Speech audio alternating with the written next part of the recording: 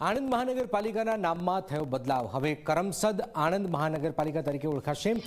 નવી નવ મહાનગરપાલિકામાં આણંદ મહાનગરપાલિકામાં કરમસદનો પણ સમાવેશ થતો હતો। સરદાર વલ્લભભાઈ પટેલનું ગામ હોવાથી નામમાં બદલાવ કરવાની પણ રજૂઆત કરાઈ હતી। મુખ્યમંત્રી ભૂપેન્દ્ર પટેલે આણંદ મહાનગરપાલિકાને કરમસદ આણંદ મહાનગરપાલિકા તરીકે ઓળખવાનો નિર્ણય પણ લીધો છે।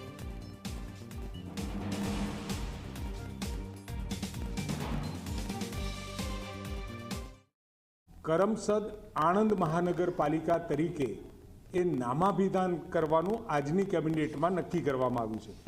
એટલે હવે પછી આણંદ મહાનગરપાલિકાના સ્થાને કરમસદ આણંદ મહાનગરપાલિકા નામાભિધાન કરવાનો કેબિનેટમાં ઠરાવ મંજૂર કર્યો છે।